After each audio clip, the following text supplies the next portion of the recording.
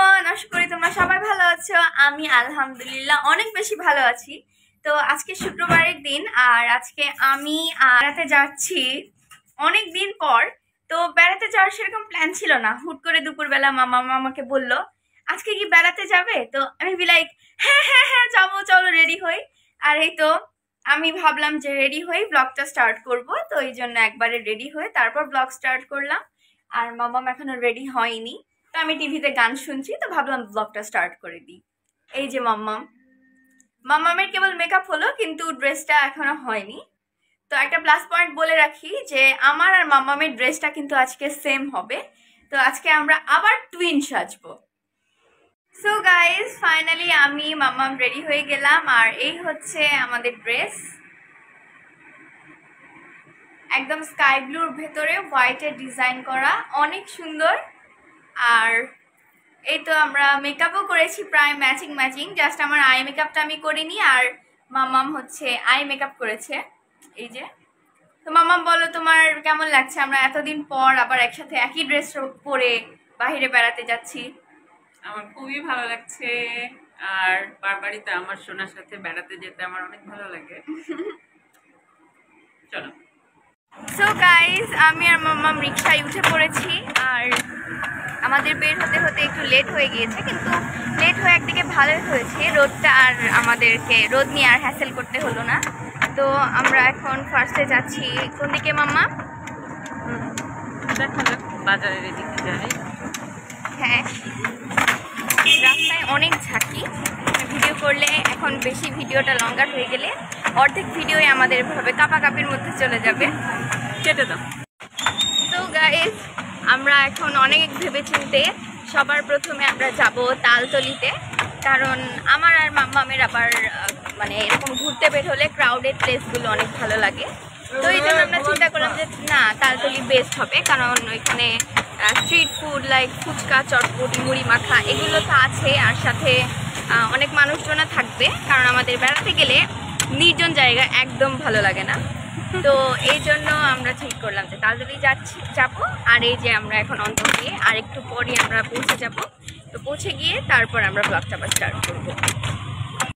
So guys, আমি একটু আগে সবাইকে বললাম যে আমরা তালতলি যাচ্ছি, গিয়েছিলামও, কিন্তু চলতি পথে বিষয় একটা ক্লিক নেওয়া হয়নি। হ্যাঁ, কারণ আরেকটা প্লট টুইস্ট দিব সবাইকে। তো আমরা যে নানিমা রাস্তার মধ্যে ফোন দিল, দিয়ে বললো যে তোমরা আজকে ওগুলোতে বেশি দেরি না করে আমার মায়ের বাসায় আসো। তো আমরা মানে আমার যতগুলো শুক্রবারের ব্লগ, নানু বাসায় না গেলে তো আমার পুরো ব্লগের অংশই মিস। তো আমি যতবার শুক্রবারে ব্লগ করি ততবার সবাই আমার নানু বাসায় ক্লিপ দেখে। তো এই শুক্রবারের ব্লগটা একটু আলাদা, কারণ ব্লগটা হবে আমার নানু বাসায় না, মাম্মামের নানু বাসায়। তো একবারে তখন চলে গেলে তা আমার মন ভরবে না। তো এই জন্য আমরা এখন যাচ্ছি মল্লিকা আইনে, যে ওখানে একটু হালকা পাতলা খাবার খেয়ে আমরা আবার মাম্মামের নানি বাসায় যাব। এখন আমরা আছি ঢাকা বাস স্ট্যান্ড। ঢাকা বাস স্ট্যান্ডে। আমি আসলে জানতাম না, নাম জানতাম না। তো লেটস গো। হ্যাঁ, নাকি ইয়েতে যাবা ম্যানিলা? না, ম্যানিলা ভালো লাগে না, মল্লিকা আইন বেশি সুন্দর। চলো। সো গাইজ, আমরা এখন মল্লিকা আইনে চলে এসেছি, আমরা বাহিরে দাঁড়িয়ে আছি ওই যে। তো চলো আমরা এখন ভেতরে ইন করি।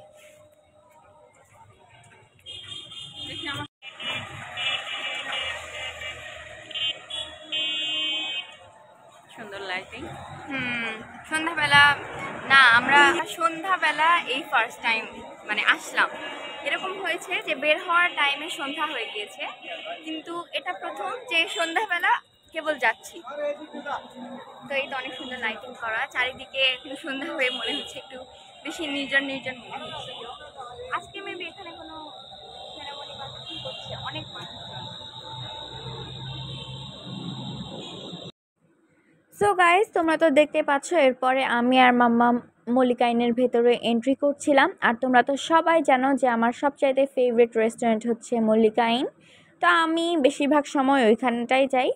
আর এই তো দেখতেই পাচ্ছ আমি চেক ইন করলাম এইখানে। আর ভেতরে প্লেসটা দেখো, মল্লিকা আইনের এত বেশি সুন্দর, মানে ওরা এত নিট অ্যান্ড ক্লিন করে রাখে না, আমার এর জন্যই আর কি এই রেস্টুরেন্টটা সবচাইতে বেশি ভালো লাগে। এখানে যে আমি অনেকগুলো ছবিও তুলেছিলাম ওই দিন, যদিও আমরা নিচতলায় বসেছিলাম না, আমরা উপরতলায় বসেছিলাম। তো এগুলো হচ্ছে উপরতলার ক্লিপস। আর দেখো উপরতলাটাও আরও কত বেশি সুন্দর আর কত বেশি নিট অ্যান্ড ক্লিন। আর আমরা যেই দিন এখানে গিয়েছিলাম ওই দিন ভালোই ক্রাউডেড ছিল একটু। আর এখানে আমরা সিজলিং নিয়েছিলাম, তো এটা আর কি মামা মামাকে সার্ভ করে দিচ্ছিল, তো ভাবলাম যে এটারও একটা ক্লিপস নিয়ে নিই। ফাইনালি আমাদের খাওয়া দাওয়া শেষ, এখন আমরা খাচ্ছি মাউন্টেন ডিউ। আর কিছুক্ষণের মধ্যে আমাদের চলে আসবে, তারপর আমরা আবার যাবো মামামের নানু বাসায়। তারপরে খাওয়া দাওয়া শেষ করে নিচে এসে আমরা এইখানেও অনেকগুলো ছবি তুলেছিলাম, তোমরা তো দেখতেই পাচ্ছ। সো গাইস, আমরা এখন ফাইনালি বের হয়ে গেলাম। আর অলমোস্ট একদম সন্ধ্যা, মানে সন্ধ্যা তো হয়ে গেছে, অলমোস্ট রাত হয়ে যাচ্ছে। তো আমরা এখন আর বেশি না দেরি করে কোথায় যাব? আমার নানু বাসায়। তো চলো। তো এরপরে রাস্তায় আর কোনো ক্লিপ করা হয়নি, একবারে মামামের নানু বাসায় যেয়ে আমি ব্লগটা আবার স্টার্ট করেছি। আর এখানে যাওয়ার পরে মানে অনেক দিন পর একসাথে মানে একটা ফ্যামিলি গেট টুগেদারের মতো ছিল মামামের কাছে। তো এখানে মামামের সব খালামুনিরা মামামের সাথে গল্প করছিল। এই যে মামামের একটা মামি, তারপরে এই যে মামামের সব এখানে বোনরা, মানে আমার অনেক খালামুনিরা মামামকে ওয়েলকাম জানাচ্ছিল, অনেক আদর করছিল, জড়িয়ে ধরছিল, যেগুলো আমি আবার একটু একটু করে ভিডিও করছিলাম যে থাক ভ্লগে দিয়ে দিব। আসলে মাম্মাম বা এই খালামুনিদেরকে আমার ভ্লগে কখনো দেখা যায়নি, আজকেই ফার্স্ট। এই যে এটা আমার আরেকটা নানিমা, মাম্মাম ছবি তুলছিল, এই নানিমার সাথে গল্প করছিল। তারপর এখানে আবার আরেকটা নানিমা, এখানেও মাম্মাম এসে আবার এই নানিমার সাথে ছবি তুলছে।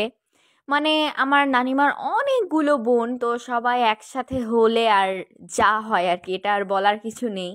মাম্মামও আমার আবার ভিডিও করে দিচ্ছিল, আমি ওই নানিমাদের সাথে বসে বসে গল্প করছিলাম যে কোথায় কোথায় ঘুরলাম, তারপর আমি কি কি করি, কি কি করতে আমি পছন্দ করি, এগুলো নিয়ে আর কি আমরা কথা বলছিলাম।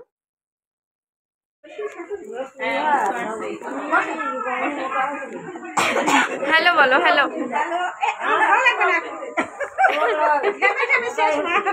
একমাত্র ছোট মামি এটা।